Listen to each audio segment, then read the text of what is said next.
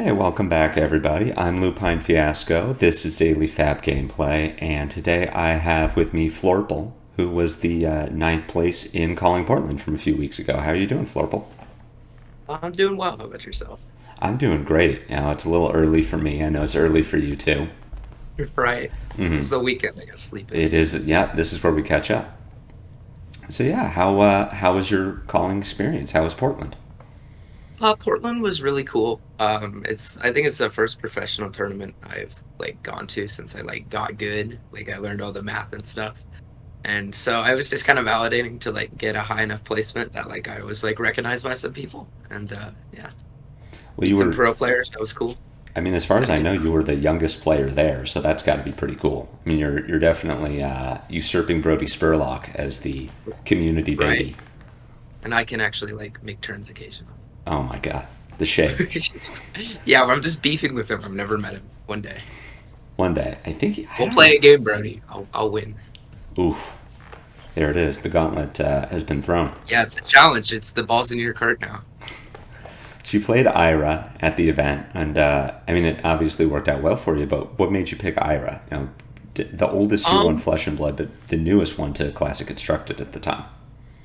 yeah, so I would say a couple things that made me pick Ira. Mainly that looking at her math, it was very decent because your whole turn cycle is playing around cards like Mask of Momentum and Kadachi's because Kadachi for one into Kadachi for two.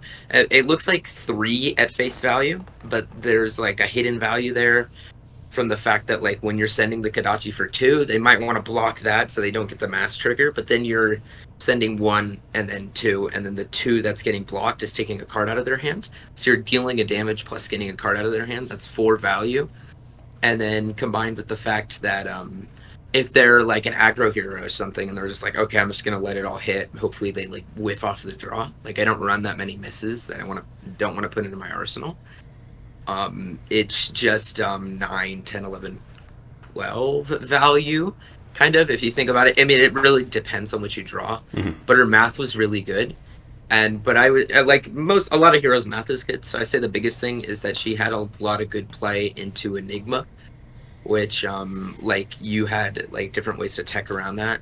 And then she was really good into Aurora as well. And Mm-hmm. since those were two of the biggest decks in the field, I was pretty confident about saying oh yeah, I'll bring Ira over something like Zen, Yeah. where Oh, he has similar tech, but he can't play as well into Aurora, and I expected to see more Auroras than what he was getting into Viscerai. which was a And great so meta call. I mean, Aurora yeah, was easily the most represented hero, and it wasn't close. So, yeah, right. really, really good call. You talked about the math and learning the deck, and this was the first event in which you got good. How long have you been playing Flesh and Blood?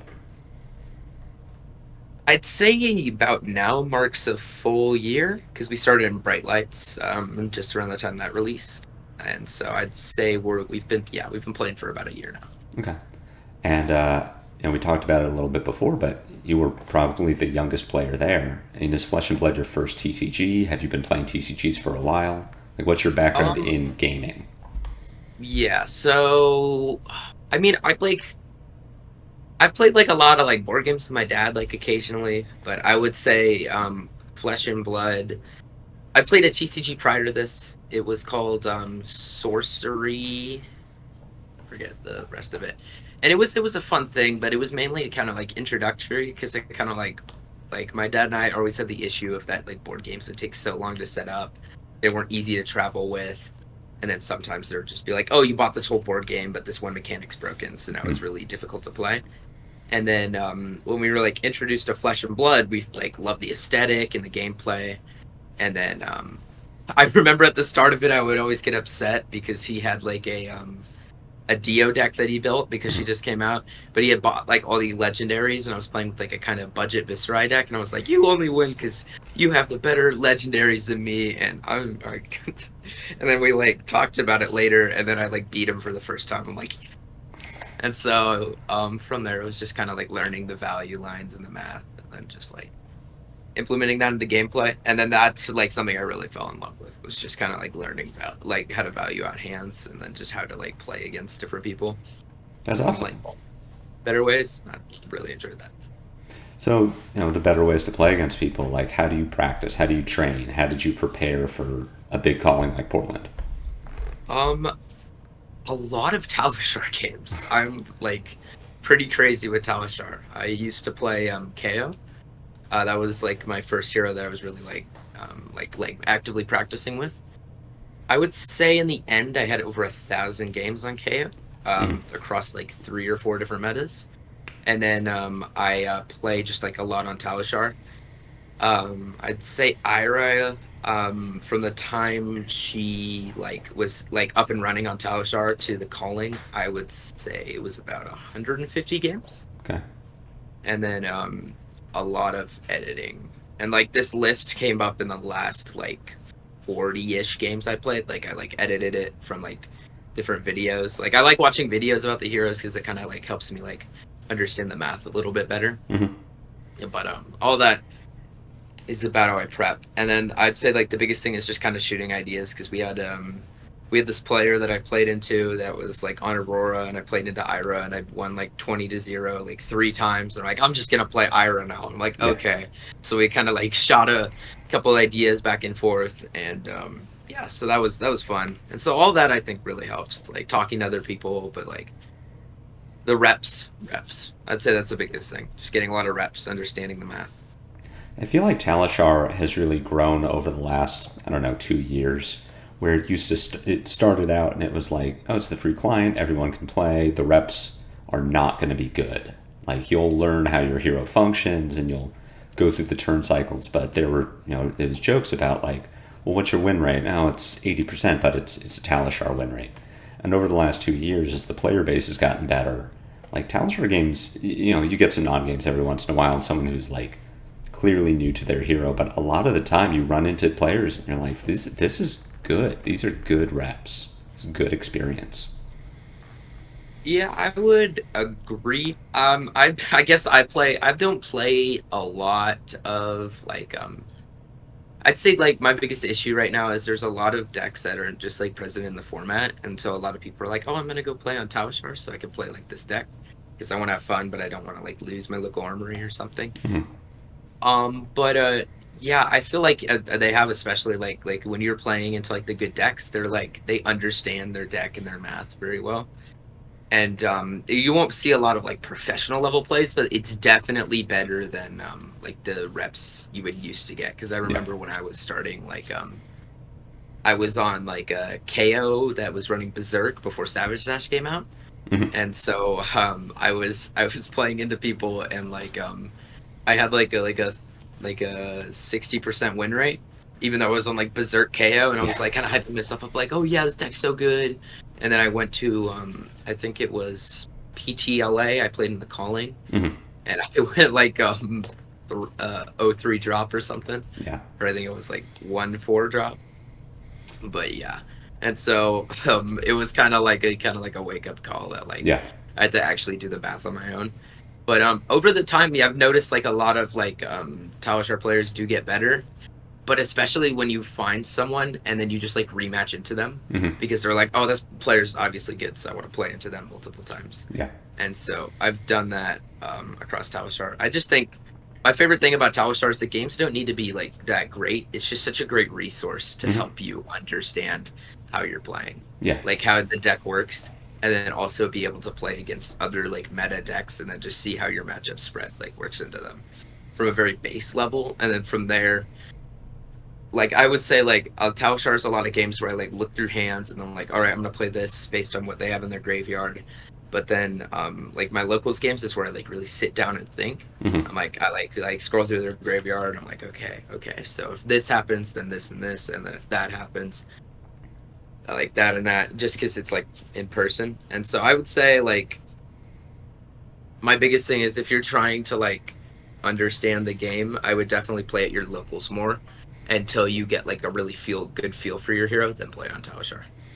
Yeah, I think comparing Talishar to locals, like locals are always going to win. I mean, James White and LSS have designed a really great game that fits its name really well. Like the game is just better in Flesh and Blood. I mean, I at least focus a lot better. like you were saying, I'm paying more attention to what's in their graveyard, what are they pitching, what do I think their turn is going to look like, and I'm playing better based on making better decisions. Talishard's a little easier for me to just get lost in, like, I'm at my computer, I'm in my chair, I've got my second monitor open, I'm probably checking email in between turn cycles. Like, I'm not giving this 100% like I would in paper, but it still is a lot better than nothing. And as we were saying, the quality of Talishar player is just good enough now where it's like, oh, it's actually better than nothing.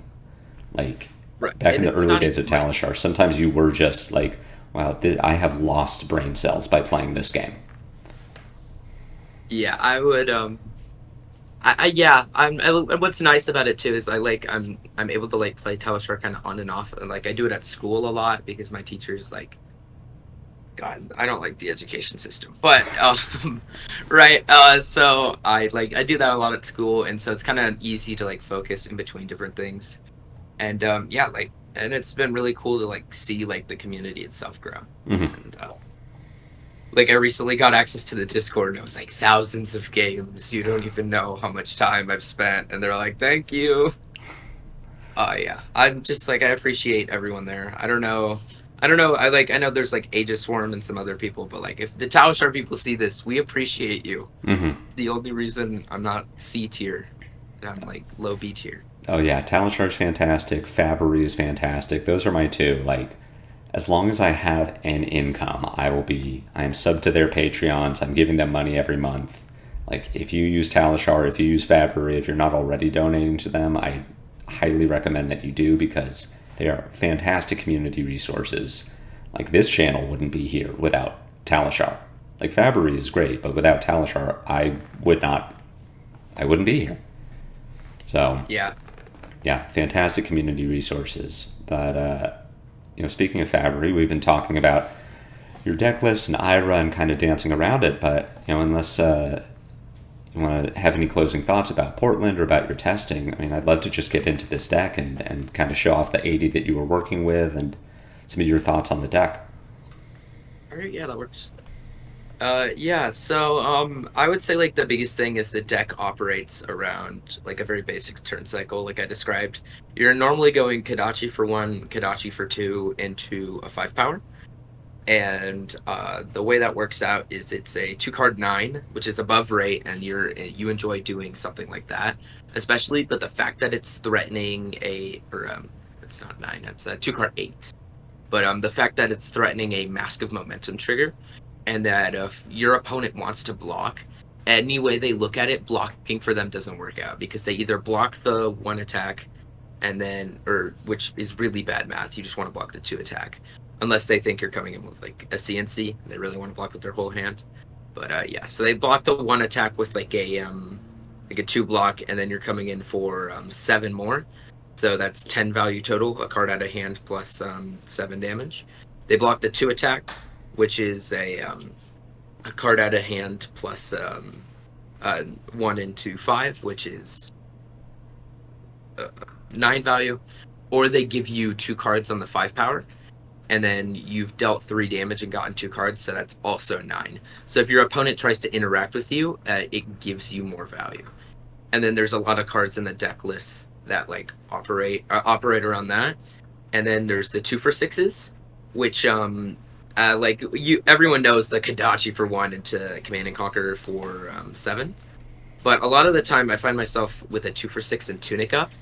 And in some decks, Tunic can like equate to like a 4 or a 5th card in hand. In Ira, it normally only gives you another value, like another point of value. So I find a lot of times where I'll have like a weakest link in hand, and so I'm gonna go Kodachi for 1, Kodachi for 2, Tunic into the weakest link for only 6, Mm-hmm. and it doesn't have the breakpoint anymore, but it's a 2-card 10 that is still threatening an on hit plus the mass trigger. And so a lot of that is just kind of getting value out of like your Kodachis and your Tunic resource, because Tunic is just such a hard card to like get value out of. Yeah.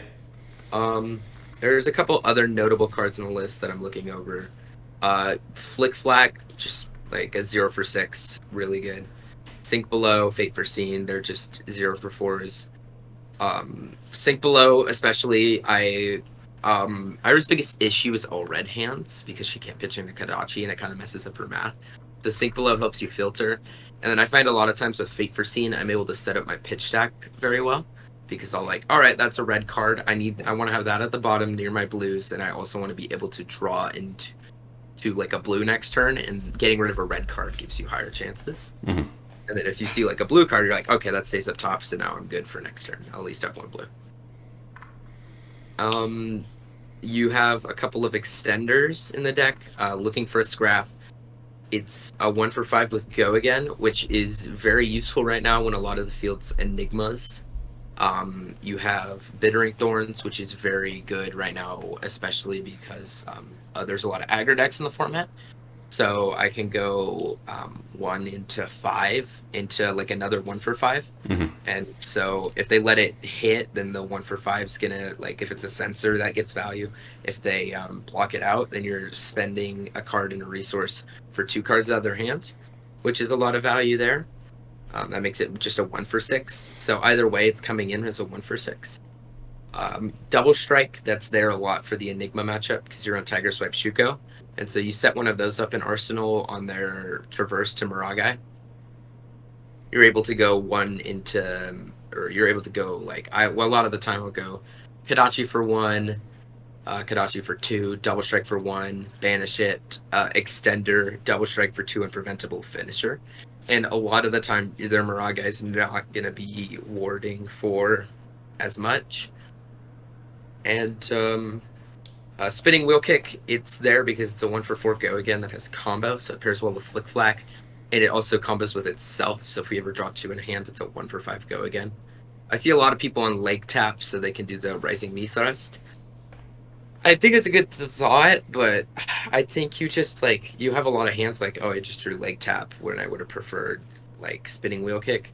It doesn't have combo, so it doesn't line up with all your hands as well. Mm-hmm. And you need the Rising Me Thrust for it to gain any value. And then even then, Rising Me Thrust is a 0 for 3 Go Again, which is good on a blue, but when you're just playing it out as the 0 for 3, it's like, meh.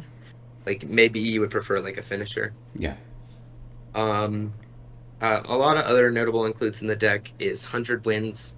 Late game, 100 wins in a Winds of Eternity is just like game ending. Like, that's the game right there, because they're at like 1 life. You put them in the Kadachi lock, and then so you get a card, you get a card, you get a card, and then that's coming in for 5 unpreventable. So normally you win right there. Mm-hmm. And then Rowdy Locals is one of the best cards in the deck. It works in all 3, because you have about 3 modes in Ira, which is early game, mid game, and late game. Early game, you're trying to get a lot of, you're trying to go more aggressive because you have a higher life total, and you want to get your opponent's life total down. You kind of want to speed run to the point where you get them into the Kadachi lock before they do it to you, or they're getting multiple cards out of your hand, because you can operate just fine out of 2 cards out of hand, but the moment it gets to 3, it can get pretty rough. Or God forbid it gets to 4, and then you're just like giving them your whole hand every single turn, and then you die. Rowdy Locals, in the early game, it allows you, because your opponent's trying to do the same thing, it allows you to be super disruptive because you're going 1 into 1 into 2. And the way you order the triggers is Mask of Momentum. You'll draw a card, and then you'll discard it to Rowdy Locals. And especially if you're saving like a defense reaction or something in hand, your opponent can be like, oh, I'm just not going to block anything, or like, oh, I'm going to block the second Kadachi, but you still have the 1 card in hand that you discard to Rowdy Locals, and then you're getting value. And so it's all both offensive and defensive value. Mid-game, it's a blue pitch, especially when people start wanting to use their armor more, because I find a lot of people want to use their armor mid-game, and so giving like a 2 block right there isn't the best value. But late game, you're really looking at the first line of text, because you're getting, you're spending a card to get 2 cards out of their hand if they're like a life total like 1. And so you get 2 cards out of their hand, and then you're just like towards the end of the game when they're forced to block, it's just a blue 0 for 4, and it doesn't even need Go Again to like be good. Like at that point, you're just getting their whole hand. You draw into an extender like 100 wins, and you just win the game. I think that's all the big notes. You have any questions? Looking at your one-ofs here. The Rising Knee Thrust and the Crane Dance make sense. It's just they're blue combo cards. I'm guessing they could be any blue combo cards. Yeah, I would say the biggest thing is the reason why I have it as a Rising Knee Thrust and a Crane Dance is for cards like Bonds of Agony. Like I've had Yeah. one game where they like go, they rip my Crane Dance, and then they look through my whole deck and there's no more, and they're like, dang it. And then the reason why they're those two cards specifically is mainly to like juke your opponent out because Crane Dance run with the Find Center, so they might think you're on Find Center, and then Rising Knee Thrust because they might think you're on Lake Tap, and so either way you can kind of be like, oh, they look at it like, oh, okay, so I think I know what they're doing. So it's kind of like a gotcha card. And you're valuing like Pouncing Chi every once in a while. You're going to have a Tiger from Aspect of Tiger. Rushing River every once in a while. You're going to play Torrent of Tempo and it'll hit, and then you'll get to play Rushing River. So you're valuing the like very fringe case that you actually get to play the card over putting in I'd more say, one-ofs. Yeah, so I'd say the idea with the blues is that you're running them as blues or for one combo cards, but every once in a while, like every like one in like maybe 5 games, you get synergy with them. And getting synergy with like a couple of blues late game into your pitch deck is really like valuable, especially for Ira, because like 100 wins into Aspect of Tiger Mind after 2 Kodachis, and you just have like cards in hand to just be able to like kill them. Pouncing Key, you're running Pouncing Paws, so that's a very good finisher. Like if you draw that, you can go Kodachi for 1. Crouching Tiger for 1 from Ira's ability. Pouncing Cree for 3 Unpreventable into another Kodachi. And that's getting all the cards out of their hand for only 3 cards. That leaves you with 1 card and 1 floating, and normally you can end the game from there. And then just like all the blues, they kind of make sense, I would say, except for like a couple of utility blues. Like I was looking at I forget his name, the guy that got second on Ira. He was running a lot less utility blues for 0-for-1s, which I'd say the biggest reason why you run utility blues is for the enigmas. The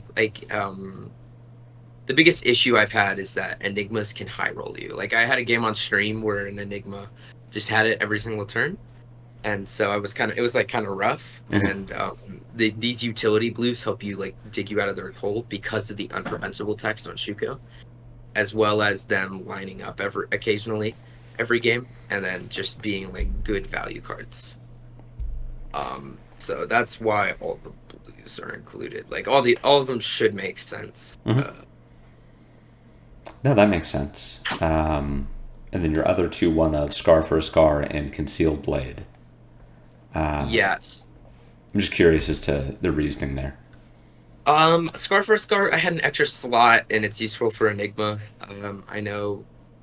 I think it was Pudding that was on Ira. I know that he had a 3 of Scar for a Scar over Spinning Wheel Kick, which it makes sense, but I would prefer the consistency with my go again. Concealed Blade is because you're running Zephyr Needle, and occasionally there's matchups where they're like, oh, I'm going to side in a D-React and kill their Zephyr Needle, like especially with Aurora. Occasionally she'll bring in a Sink Blow, and then you're able to, you lose your Zephyr Needle, which is like losing a Kodachi. It's a lot of loss in value. But then the Conceal Blade is just kind of like a gotcha card. Like, oh, I'm just going to give it like +1. And then like, okay, now like the perfect block, like a 5 attack, it's coming in for 6. And now you get a card draw and you get a dagger from your inventory.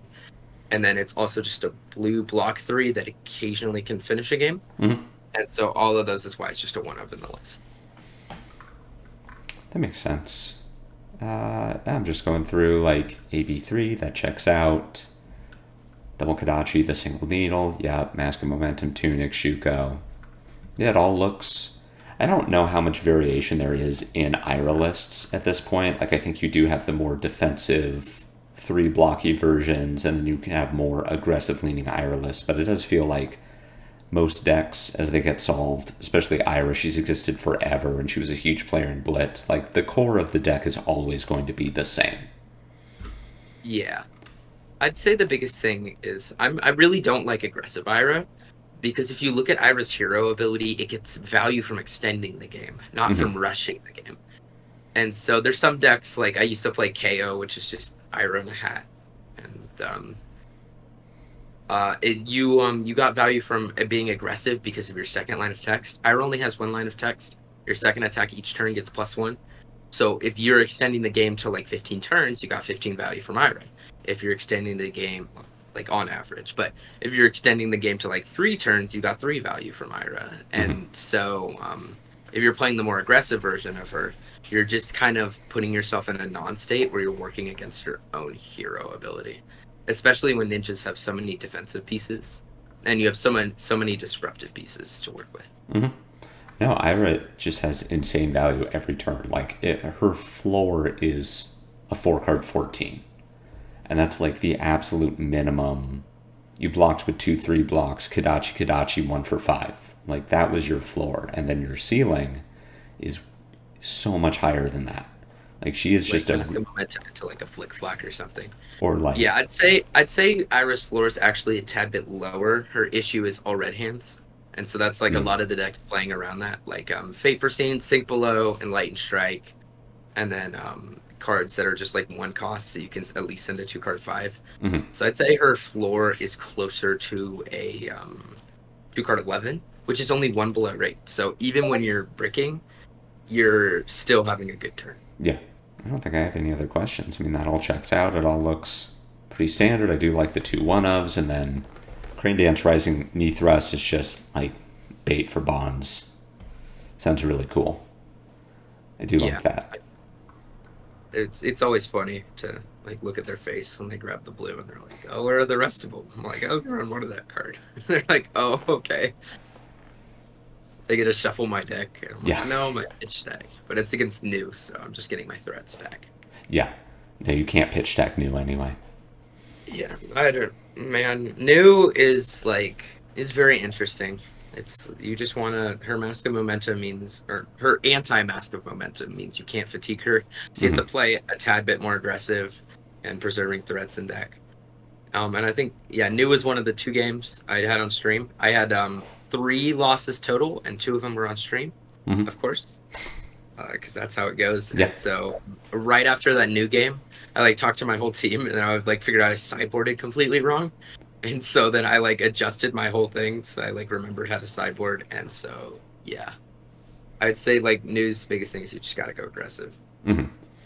Yeah. I guess one last thing I could talk about is I made a couple of swaps in the deck list since the calling. I think my original list is up on my Patreon, but I cut Snapdragon Scalers in favor of Pouncing Paws, which I think Pudding also did. It's just you get so much value from the 1 block, just like occasionally, and then it's like a good game ender. I used to run Arcane Lantern that switched to Northern Robe because I think you get more value in Kano with 2 Kadachis. It's very hard to value Kano, but I'm not worried about it. And then for the Snapdragon Scalers, I put in Scar for a Scar. And then I took out 3 Pounding Gales, which are just kind of like a Mauling Key. They were a 1 for 5, 3 block with combo. I put in Amnesia because I had 3. I was like, I sideboarded out Pounding Gale for card called the Weakest Link every single game I played at the Calling. All like 12 of them. So I was like, I'm pretty much never running this card. Yeah. And then I was like, but I don't know what else to put in the sideboard. And then I saw him with Amnesia, and I was like, oh, it hurts Viscerai and Zen. Yeah, that needs to go in my sideboard. Yeah. Immediately. Because Viscerai, he outvalues you because of his hero ability, like triggering multiple turns. And so that's one of your roughest matchups on Ira. That makes sense. And the swaps make sense too. You talked about your Patreon. Tell me a little bit about that. What do patrons get for subscribing? It's fairly new. There's 3 tiers right now. Tier 1, you get my deck list with a large sideboard guide. It's my like official Calling one.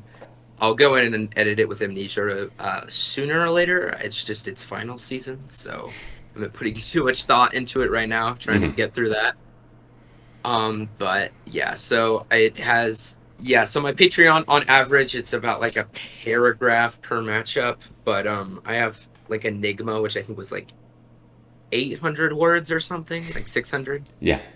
and like Zen, and so I have all the relevant matchups in there, and then it's like I don't know. I think it's pretty valuable. I like everything I have in there. I guess it's up to discretion, but I would definitely check it out if you're Hmm. looking to play Ira. I would say it's one of the best Ira lists out there. I would also look at putting Tam's list for a more like less utility blues, more like I don't know, pro player. If you don't think I'm a pro player. But yeah, all of that, I would just like, there's a great resources for Ira out there. Hmm. Hopefully I'm one of them. For tier one, it's access to the deck list with the sideboard. Let me pull it up. Yeah, tier two. I'm planning on doing like a little more exclusive content. I'm doing a poll up here right now that's been up for a little bit. Like I'm gonna do a gameplay video with one Hmm. of my locals or my dad, and my dad's a big Enigma player. And so I was gonna planning on doing that and then doing commentary over that just so you can get more about learning more about the Ira lines. And then tier three, I have my KO list up there just in case anyone ever wants to get that. And then I'm also planning on doing like private meets with those people, like a meeting or something, just like talking about them, like a tutoring session would work, whatever they want to do and whatever they need help with, which hopefully should work. I feel like I'm good at explaining things that I like understand more. Like Ira, I understand very well. Hmm. I can like help you like value out your lines and such. Yeah. And then on just like on the public stuff, I have just the calling list without the sideboarding, and then I had the matchups. They're mainly there so I can flex that I beat Michael Fang and Yuki Lee Bender, which I think I'm pretty excited about. So No, that's great. No, that's and a then huge accomplishment. yeah, it's it just kind of gave me confidence as a player. I Hmm. think like I know what I'm doing. I think maybe. And this deck list, just that we've been reviewing here, the 10 cards in the sideboard, the 70 in the main deck, that'll be available in the video description if you just want to take a look at the deck and maybe try it on your own. But having the sideboard guide mapped out for you, especially if you're new to the hero, like just a huge benefit. It really helps with Supporting a like 14-year-old. and support a 14-year-old, help Namely you me. get to that pro player level so that you can just beat up on Michael Fang and Yuki Lee Bender more often. Yeah, I'm Brodie Spurlock. Have your show Challenge is match still out with there. Brodie Spurlock. Exactly. I will be. What's this thing? What's he eat? Like a ham sandwich or And I was something? going to ask what your gimmick is going to be. What are your parents going to make for you when you go to big Like for me, events? my parents, my dad's gonna. Our whole plan was if either of us ever got sideboarded into Brodie Spurlock, we like try to finish our game quickly and then go to the other one with like a butler outfit and like a 10-foot long Subway sandwich and be like, "Oh, this is for you." I think the gimmick's gonna be though, if I'm really thinking about it, is like I'm just gonna. I don't know. I don't know anymore. I gotta think about something up. You got time. Are you I going to got time, right? Memphis? Hopefully, I need to get something done, but then I should be able to go into Memphis. Okay. You So you've might see me there, maybe. you got a month and a half to figure out your gimmick then. Right? I know. I don't know any. I'm thinking about it now. It's like difficult. I'm like, what am I gonna do? I doubt I'll get matched up into him though. So, See him in the yeah, finals. see him in the finals. This is what Like that's. top two. Like I'll just beat my dad in the top eight, and then and it's in me versus Brodie in like the final two. Hmm. That'd be perfect. See, this is what I dream about. It's just great marketing for LSS. Right? They're like, all right, so now we have him facing his dad, and then we have him facing the other child. Yeah, I'm gonna like LSS. Just reach out. Yeah. You ever want to spoil some Arachne cards? Yeah, Arachne. I was going to ask if there are any heroes you're looking at in the hunted, but yeah, we've talked about this privately. Like, you're fixated on Arachne. Yeah, I think Brian Gottlieb is gonna push him, which is fine by me because that's who I'm playing. But like, please don't break Assassin. I beg. Just make it like Arachne Chaos specific. Don't make New worse than she is. Well, did you see the Arachne spoiler yesterday? I did. It's very interesting. So I think how it's gonna play is your opponent is going to. It's gonna be a guessing game whether or not you have a card that's gonna mark them, And so maybe they don't want you, like, depending on what the Arachnes are, they don't want you switching into it. So they're going to let it hit and let it have the go again, but they're going to lose the marked. And, or they're going to block it out, and you didn't have a card in hand that you wanted to mark them with, and then you swap into, like, Arachne with 5 intellect, and then you're like, okay, so I guess I'll just arsenal this, and then I'll draw up to 5. You have a 6-card hand. Just, like, theory crafting, but I think it's going to be a large guessing game because your opponent could, like, let it not hit. They lose the mark, and then you play something out that just marks them, end your turn, and then switch into an Arachne. As well as the fact that, like, all the stealth cards are really, like, value oriented. Like, looking at Infect, it's like a 0 for 5. Yeah. It's just like, and like giving that +1 that now it's at the break point where you want it to be at. And so it's like, I think, hopefully, based on what I see, Arachne is going to be good, and that there's no downside playing into Chaos. Because his issue right now is that it's random, right? Yeah. So maybe you're going to play into Chaos, and then you're going to be like, okay, I want to be able to switch into, like, an Arachne, and you get the worst Arachne, right? Yeah. And you're like, all right, I'm going to reroll out of it, and then you get the second to worst Arachne. Like, oh, God, I just lost the game. So I doubt, I mean, I'm sure there's going to be, like, a tier list, like, which Arachne is good versus which Arachne you don't really want to play. But I'm doubt there's going to be, like, a bad Arachne. There's probably not going to be a downside to his hero ability. Well, I wonder if it's going to be, like, you have Arachne Marionette, whatever the first one is. Are you now committed to playing all 6 other Arachnes? Maybe they don't take up sideboard space, like they just exist as tokens that you can swap into?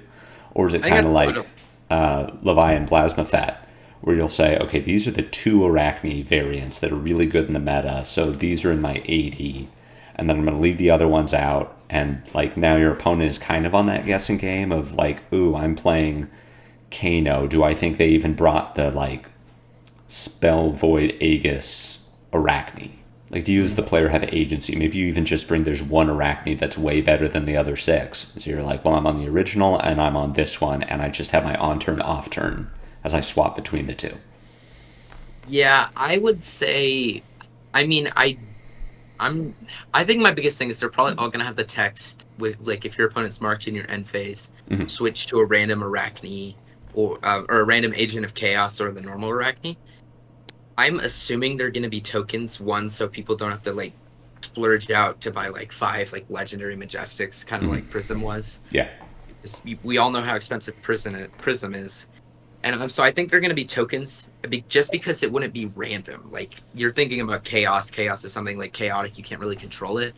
So I think they're going to be 6 tokens that don't take up sideboard space. But I think there's going to be, like, an Arachne specialization or something. Like, maybe a helmet, because that's what Assassins don't have. Yeah. Because I'm thinking about it thematically, it makes sense. Like, it's Arachne Marionette, like, who's controlling the strings. And then it's, like, I think it would be, like, a good helmet would be, like, or, like, Self-Discovery. That's what the helmet's called. It's a 2-block helmet that says, choose an Agent of Chaos. You become that Agent of Chaos. And it has Blade Break or something. Something like that could, like, make sense. Or it's, like, I don't know. Lore-wise, there's someone's got to be controlling him if he's on the strings. Yeah. So I think we're going to see some play into that with a different Arachne. Like, I would assume we're going to have at least one card in the deck that's going to let us choose an Arachne. All right. You heard it here first. Yeah. My ultimate meta prediction. And also a dagger that marks. I think that's going to be it. It's a 2-cost dagger on it. I think Ninja's going to have that too, actually. That's my prediction for Syndra's Draconic Daggers. It's just 2 go again, or 2 cost, 1 go again on hit mark a hero. God, I'm... More ninjas, let's go. I mean, you're in a lot of... Anyone I talk to is like, well, what if it's just Kodachi, but Draconic? And I'm like, that would be the most broken weapon that they could possibly print. Like, they can't have it be... It can't be Pitch a Blue, Dagger, Flick, Syndra, Dagger. Like, they can't... Or they can't give it to Fi, and Fi just says Pitch a Blue, Dagger, Phoenix Flame, Trigger Mask, Momentum. He's the best fatigue deck. Fi's the best fatigue deck. Yeah, I think... I don't believe it's going to be... I think it's going to be 1 cost. Maybe it's a Syndra specialization, but it kind of lines up with the whole dagger idea. I just think my biggest issue is that if Syndra becomes like too aggressive, like to the point where like Zen was at, and then she accidentally breaks another Draconic hero, like that Fi, I guess, is the only other like Draconic ninja, it could get really rough for a couple of months. Because people were telling me about like Fi with 2 1-cost daggers. It's like it was really good because like it's Draconic, 2 Draconic chain links plus a 2 Draconic chain links, then a 3rd Draconic card, then the thing, and then that triggers Mask plus Shuko plus whatever else you want to do. I don't know. I think Fi will get support. Hopefully, Brian Gottlieb, don't break aggro again. Please. Zen was enough. We had fun. Historically, LSS does not have a good track record at printing not broken ninja, or at least not releasing not broken ninjas. Maybe this time they got it right, but I wasn't really playing CC when Stubby Fi was a thing. I got into it right after Stubbies was banned. But yeah, the horror stories I heard of people like, oh yeah, you're just guaranteed to have a turn 2 35. Like, yeah, it sounds good.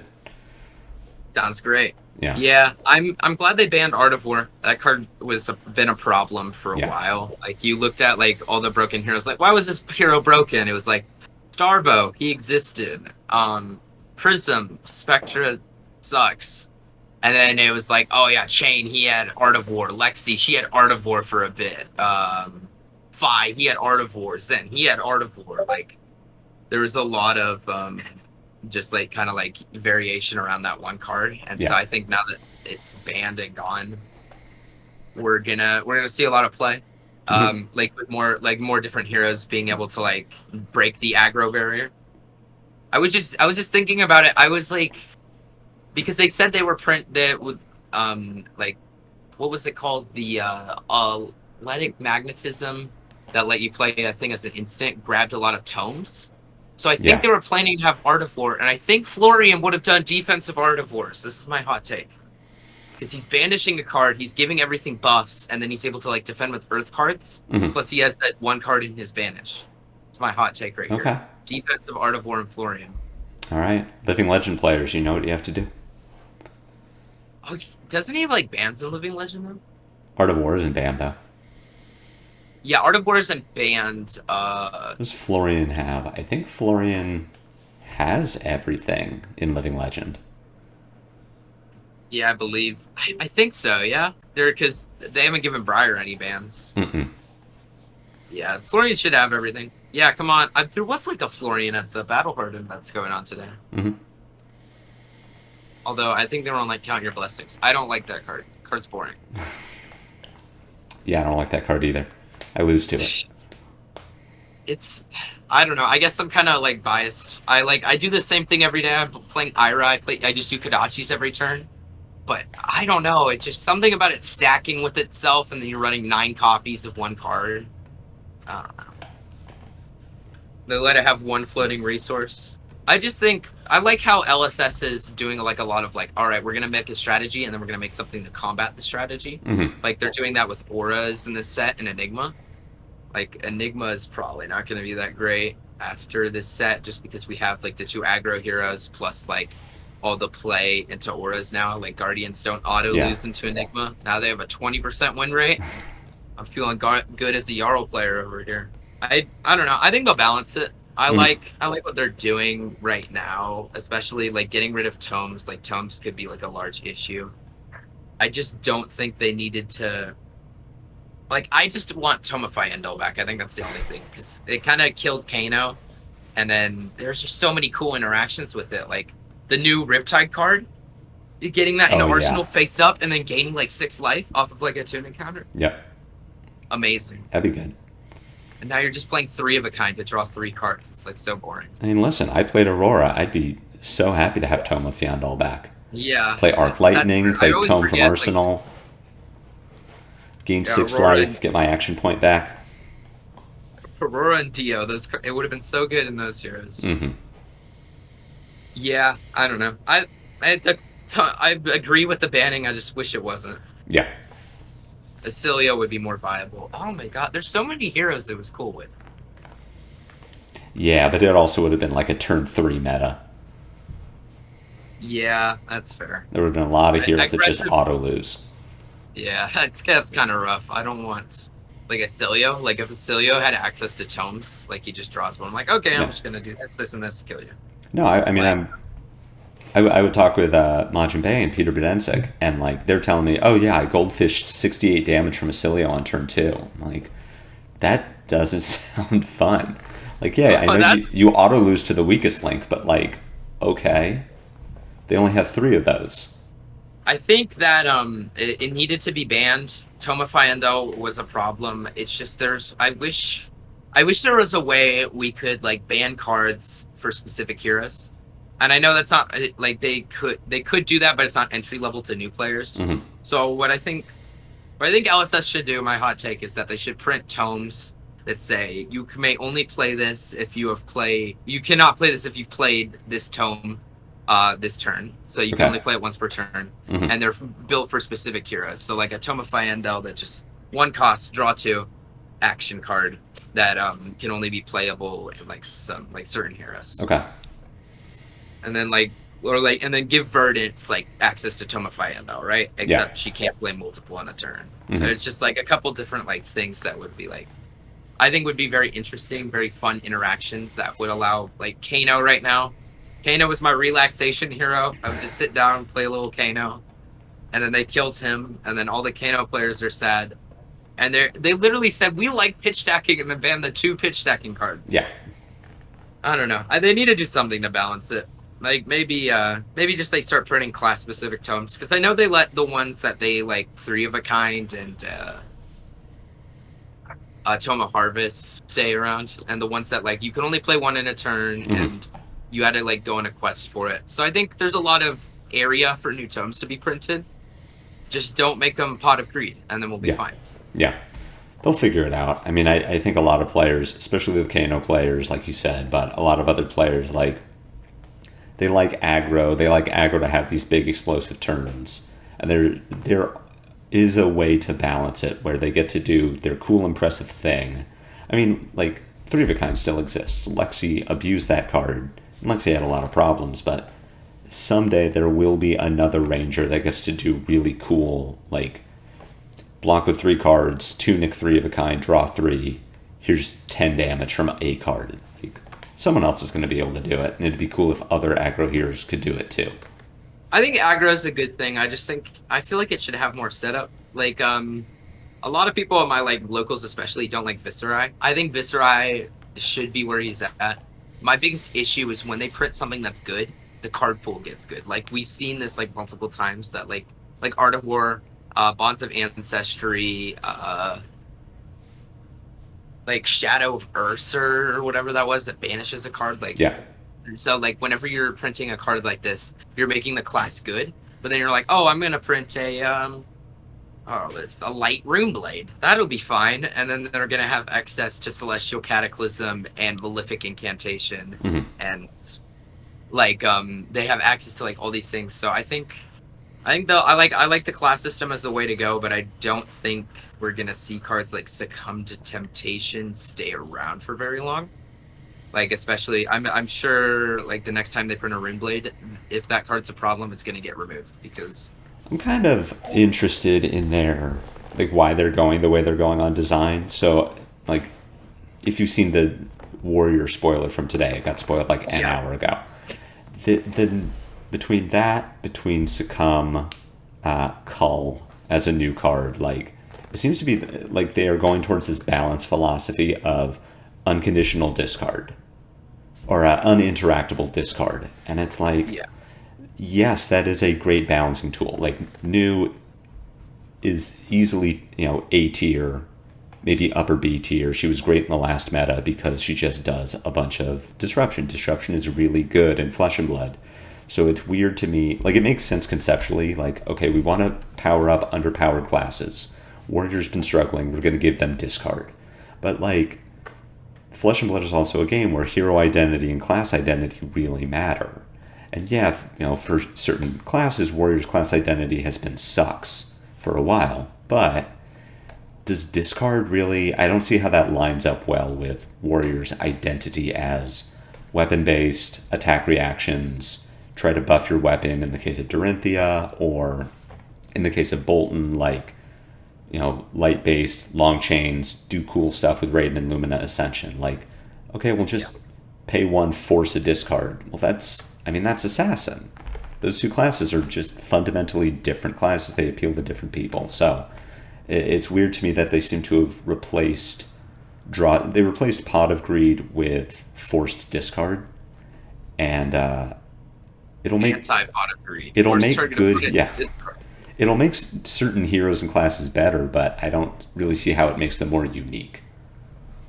I would say especially I like the way they're doing it right now. I think it can be a problem, but like looking at the warrior card, that card is clearly meant to turn on reprise. Is Yeah. what I'm thinking, because you're like, okay, I'm gonna see your hand, then you're gonna give me this card, then I'm gonna do a reprise attack reaction, and then I'm gonna route it, and I'm gonna send that back to your hand, and so then you're like kind of sitting there like, oh, so he just got free value, like something like that.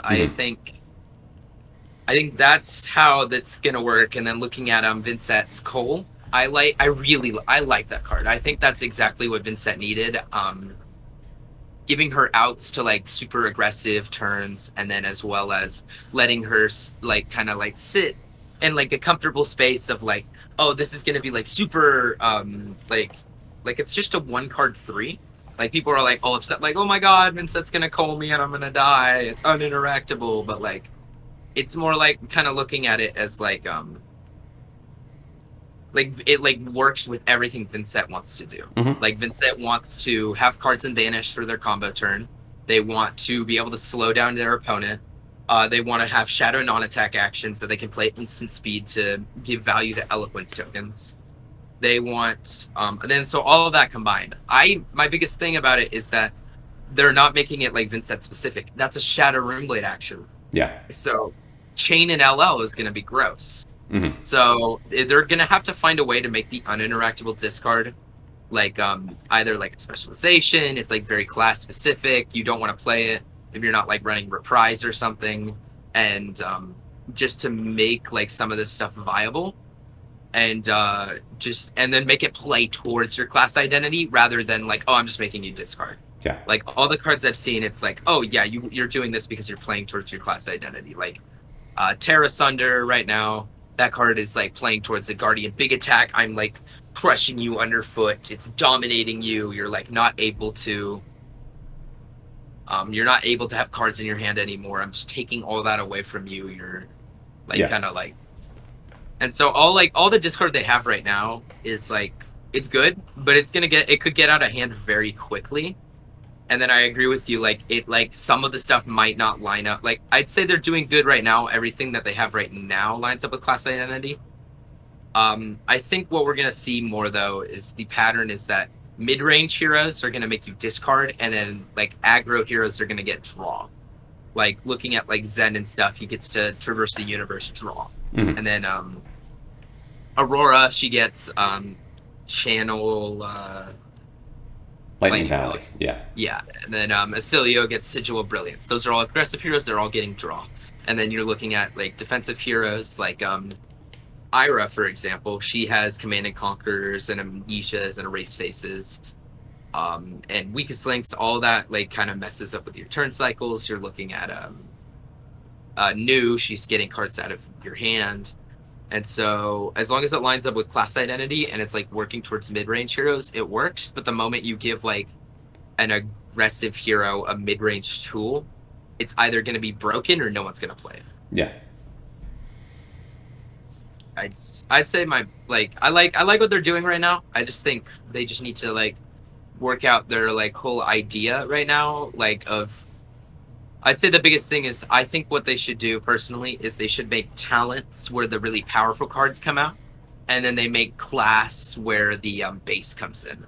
Like looking at brutes, like Blood Rush Bellows is like a very powerful card. Mm-hmm. I could see possibly maybe banning that and then restricting it to base brutes somehow, Mm-hmm. and then making Leviah actually able to use what's that one? It's like Blood Dripping Frenzy and then just giving her power cards within that. Mm-hmm. And then having it as like a good base, because you have your Wild Rides, your Pulpings, all those cards that are kind of just like base technical. Yeah. And so all of that, I just think they'll find a way to balance it. I just think they really need to like play into that rather than like, oh, we're gonna give Warrior this card and every Warrior is gonna run it because it's getting cards out of your hand and it turns on reprise. Yeah. And it's kind of like, okay, but like I don't want to do this necessarily. Yeah. And there's like some like gross things Kasai, especially like if she has a blood on her hands turn. And then on her first, she sends like a Centauri Saber. Her first attack react is that card. It rips an attack action to defend because that's all you could do. Mm-hmm. And now her Centauri Saber gets an additional +1 because the way it reads is it gets +1 until end of turn. Yeah. And so you're giving Warriors these power cards that are uninteractable, and they're going to make Warrior a worse class in the future. Like it's going to be very hard to balance things around Warrior because you want to give like the new Zen Warrior, you want him to have this powerful Draconic Warrior thing that says you can attack 4 times with all your daggers. Like you get 4 dagger swings, something like that. Yeah. But then he has a combo with like some base warrior card like Iron Song Determination, and I don't know how that card reads. It could just say sword attacks, but if it's just this weapon, you're like, all right, so I'm gonna swing 4 times for like 15 dominate, and then I'm gonna have 4 more swings on my other dagger.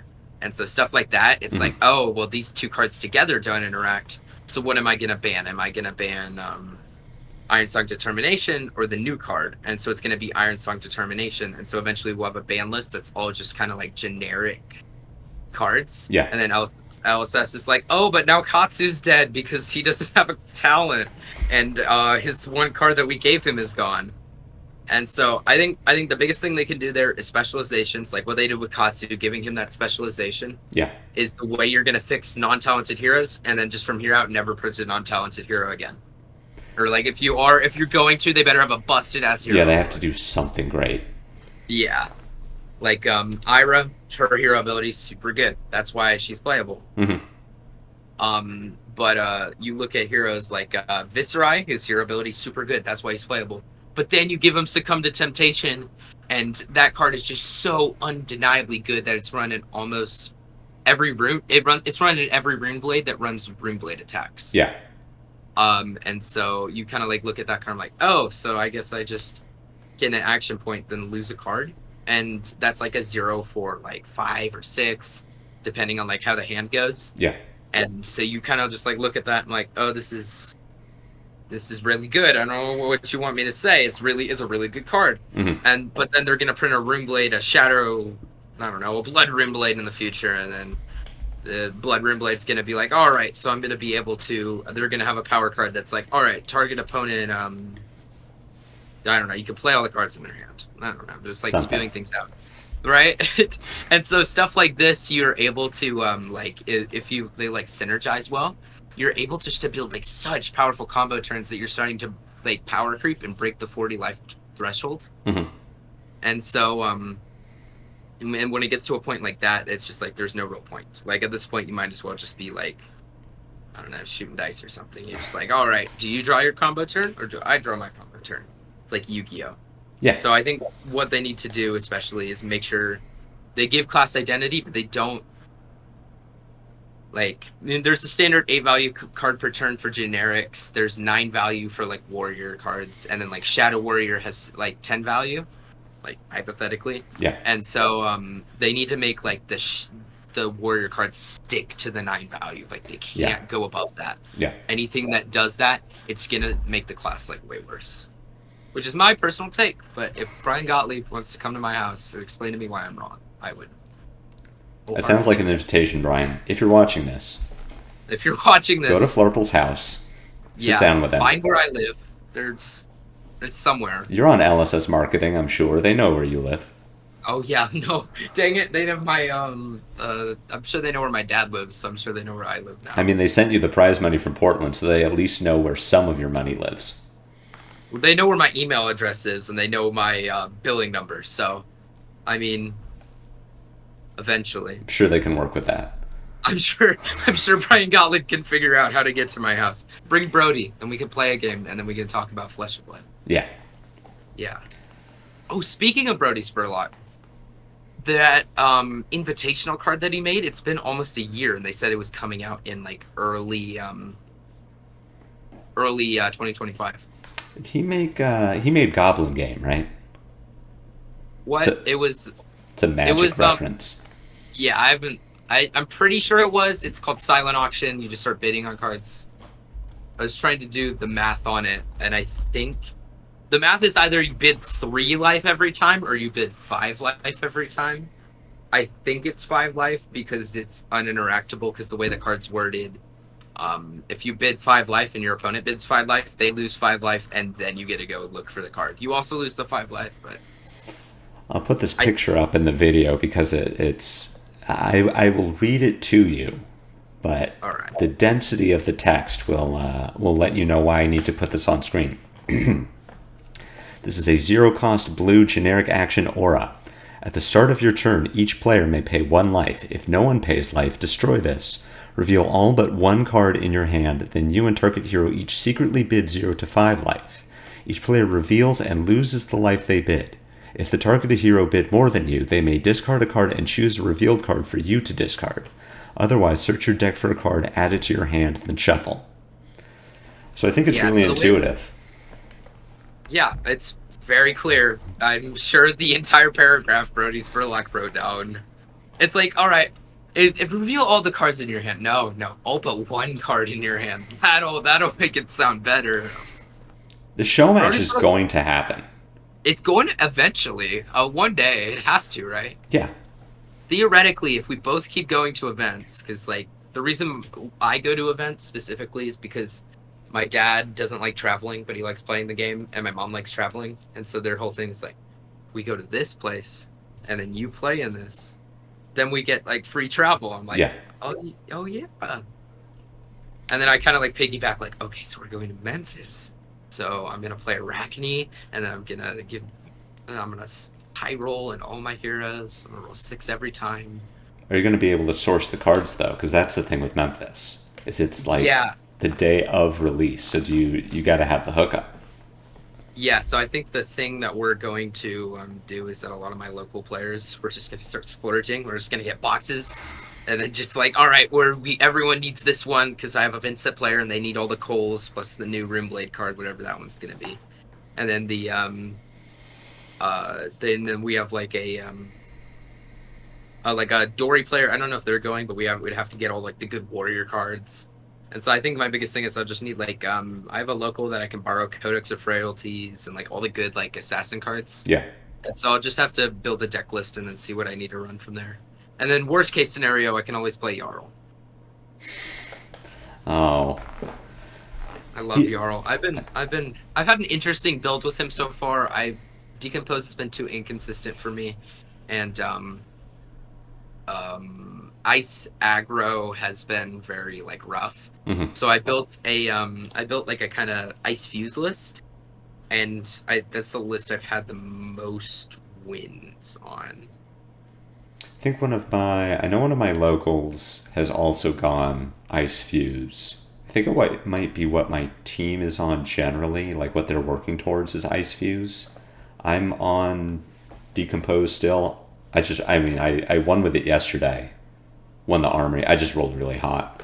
I don't know if you know this card Old, but if you play it and then you have an Earth and an Ice card in your hand, it's like really good.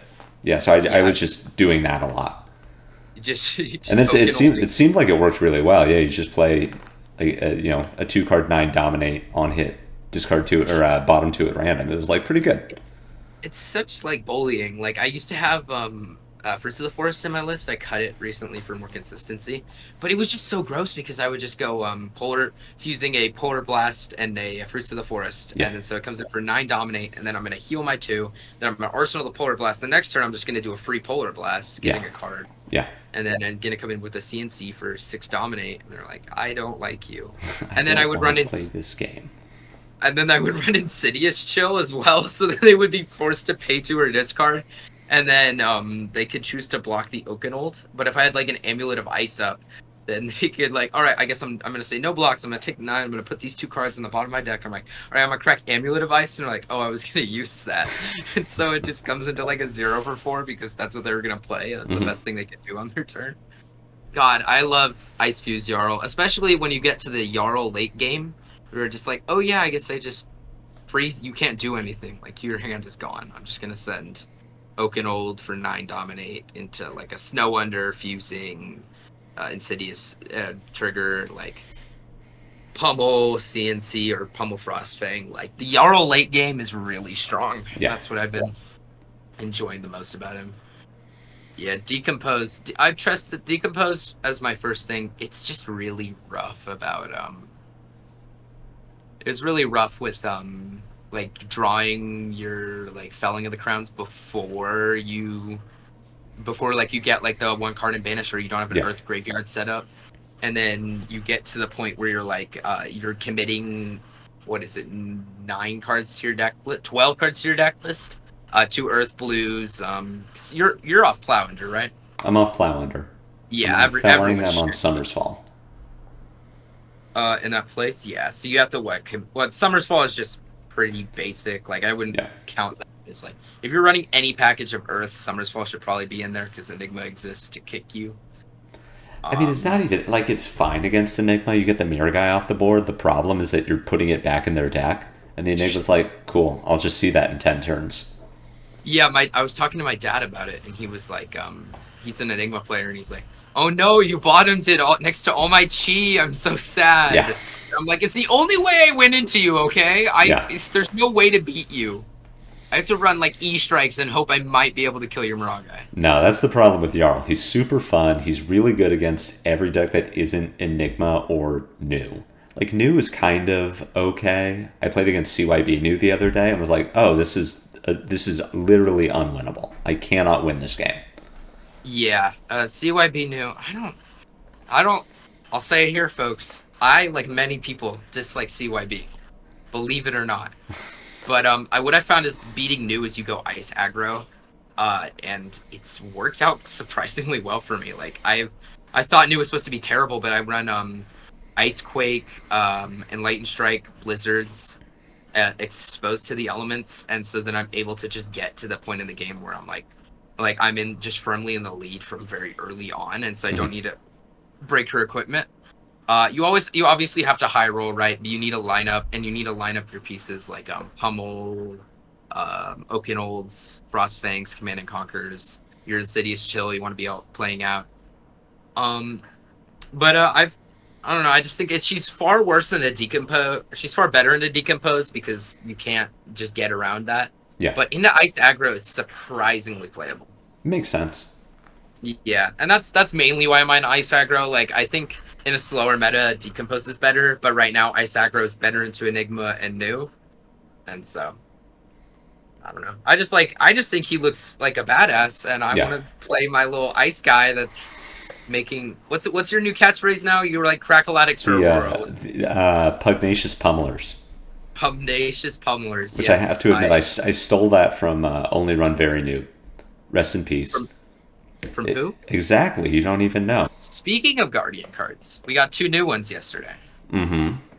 I don't think the boots are going to be played over Nolrun boots because that's your like biggest card for Arcane. Yeah. But the freaking swirling whatever you call it, you're going to kill the Mirage guy, and then you're going to pay a Seismic Surge from your Tectonic Plating that you sideboard into Enigma, and then you're going to play you're going to destroy her Restless Coalescence because she's like, I'm going to save the counters. I'm like, I have a Seismic Surge up.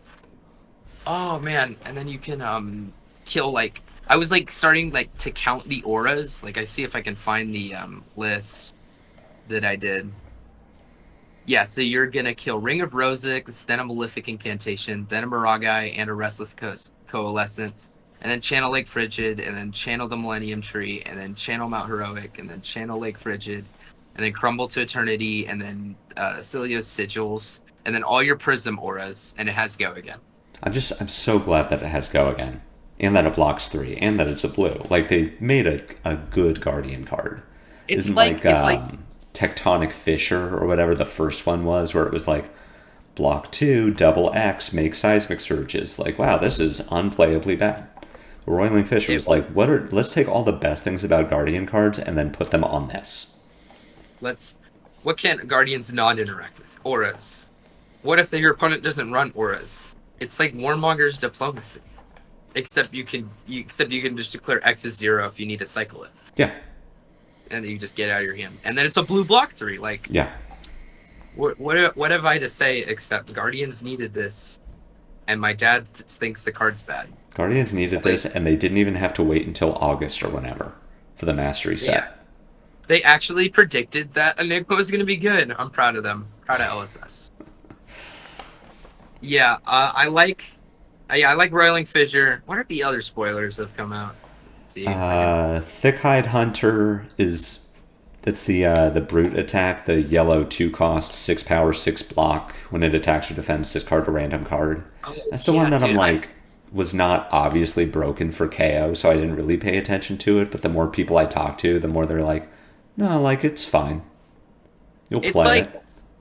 I'm just excited about running No Fear in my main deck with it, and then just like, all right, because I would run No Fear into New back when New existed, in like the Rosetta meta and the Misfile meta, and that card was just so good because you like, all right, I'm gonna play out a Codex of Frailty. In response, I'm gonna banish my whole hand. So I'm gonna get this card for free. I'm not gonna discard. Is that a Leave No Witnesses? I'm preventing 5 right now, so you can just calm down. But yeah, no, having that as like a free 6 block might be nice. I remember having that discussion about No Fear into Assassin against Uzuri players, and people would say, oh, but then they just flick knives and they eat the prevention. I'm like, okay, but then I just got their knife.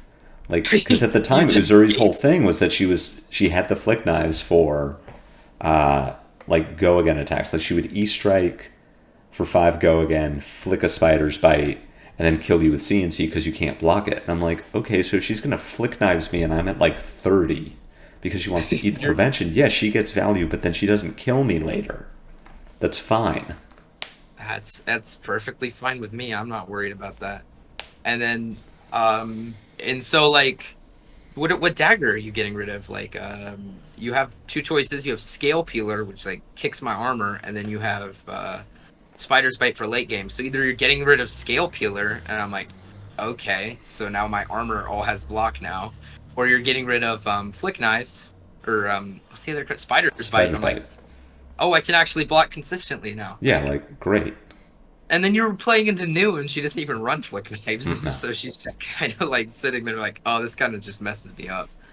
Yeah, it's a good idea, I guess. Just run Concealed Blade, get your dagger back.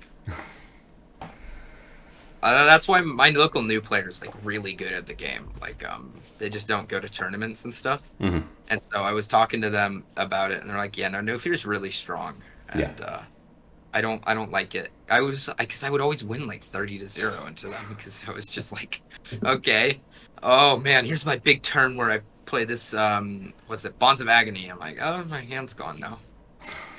Yeah, it was just so gross. Yeah. All right, what are the other ones? Warcry of Bologna? Oh, that one says, I don't know. I think that one's gonna kill Combo Bolton. Because I think you're just gonna run, like, if you're trying to go combo package, you're just gonna run Warcry rather than running the new chess piece, the chess piece plus losing Raiden for the whole game. And then, so I think Combo Bolton just won't be as viable. Like, you get extra 3 soul plus an extra 3 life, but that's about it. Yeah. And then, of course, it's just like, oh, also Enigma exists again. So. Yeah, Warcry, I like it in pure Raiden, right? It's just a yellow 4 on a Lumina turn or a yellow 6 on a double Lumina turn. But I think people are really overhyping the second half of the card. Like, the second half is cool, but there are a few problems with it. One is that it isn't Reckless Swing because you have to take the damage first. So you can't, like, dodge lethal by killing them before you die. The other, I mean, outside of that, it's like, okay, so Mirror Guy attacks for 8. You need to have 8 cards in your soul to even make this viable, and then you're going to take 8. You can block 6, and then the 2 that goes over, you can just banish the 2 cards. And so that's the counterplay that Enigma can do. Like, Enigma just has too much counterplay. You banish 8 cards for the Mirror Guy, and they say, cool, flip up Hold Tradition, now it's 10. Your card does nothing. Or you block 6 and banish 2 cards, and they say, cool, Restless Coalescence, move a counter off of Mirror Guy. Mirror Guy is full blocked. You move a counter, Mirror Guy is full block, so you're not taking... Yeah. He has those 2 lines of counterplay, but I'd say the biggest issue is they don't line up with what Enigma's trying to do right now, which is the biggest issue. And then it says the next time a weapon would deal X or less damage, so then they cannot swing the Restless Coalescence. Otherwise, you're able to like block it just right. So I think Enigma has counterplay, but I think that's everything should have counterplay. Like you're both gonna have like back and forth turn cycles where you're doing this and that. Yeah. I think it's a good card. I think that I don't know how the Bolton matchup into Enigma was, but I think Bolton needed that. Yeah, that's what I've heard. Yeah, I think Ring of Roses is just really good. Like using Gravekeeping plus Hat to get it out. What's that? Plume of Evergrowth to get it out. Yeah. It just seems like so much value. You just have to worry about all the aura hate in the new set. Yeah, so I was talking with some locals about Ring of Roses yesterday, and that's the first issue with it, that you have like Auroras are just on Vaporize sometimes, or like people are already on aura hate for Enigma, and then Ring of Roses is just like gets hated out by that. But it's also just legendary, so unless you're doing like Call to the Grave Plume, you just can't count on seeing this. So it's just sometimes like you get this out on turn 0 and you're just really far ahead for the rest of the game. And sometimes it's at the bottom of your deck and you're like, damn. Like it's a good card. Every Verdance will play it, but it doesn't like fix the hero. It isn't the consistent help that she needed. It just gives her some counterplay. And it lets her have some occasional value. Yeah. And even getting it out for just like enough turns to like make it have value. Retrace the Past, that makes Katsu viable again. Mm-hmm. And then Enchanted Quiver, I think it's just going to replace Crow's Nest for Azalea. I think it'll replace in Death Dealer Azalea specifically. Yeah, just that one. Which, like, is fine. Azalea just gets to do, like, she replaces the quiver that she was never activating ever. Yeah. And she gets to replace it with Spell Void 1 that sometimes is Spell Void 2. It's very hard to be Spell Void 2. Yeah, it's just one value where you had 0. Like you had an occasional 1 value that's not just consistent 1 value. Yeah. Yeah. Oh, and then have you seen the Scarf for Arachne thing? No, which one is that? So Scarf for a Scarf is the one that exchanges a head permanent. Oh, Scarf for a Scarf, yeah. Yeah. And then so what you do is you run Crown of Dominion, and then you Scarf for a Scarf, and then you regicide them because they're not royal. I've seen that line. I mean, the problem with Scarf, right, it is not legal because it's a non-use promo. But God, if it was, it's so good in Aurora. Aurora just says, okay, I'm playing combo every time. I start with Crown of Dominion. I make my gold. I Scarf you. I take your Traverse. I block with it. You want to keep going or like... What they're going to do is then they're going to like, all right, so I'm just going to, your first attack, I'm blocking with my helmet. And you don't have a head permanent. Mm-hmm. Yeah, one day they'll make that card legal. I hope so. One day they'll make a fun card legal. I hope it's this one. I've got 3 copies. You have? Oh yeah, you're like the fancy guy. I got a thing. They gave me a thing. They're like, yeah, we like John. Give him scarves. Oh, and then Spirit of Christmas. That plus Scour. Yeah, I'm cooking right now. Oh my god. Setting yourself up as the Ira player, but you just do everything. Right. Hero, yeah. Yeah.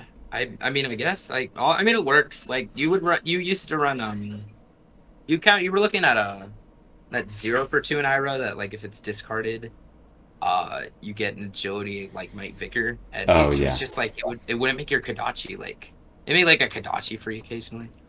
Thank you so much for being here. Really enjoyed talking to you, Flurple. I'll put a link to the Ira Deck, to your Patreon, and we'll have you back on the channel sometime soon. So do you want to, real quick, give any kind of shout-outs or Thank you. So I know Yeah, you've already called out Brodie Spurlock. right. I would just say my locals players, you guys are awesome. Jamin, thanks for letting me play your Ira deck. And uh, yeah, just thanks for my parents. I couldn't go places without them. I think that's pretty much everyone. All right. Well, thank you so much for being here, and talk to you next time. Yeah, you as well. All right. Later.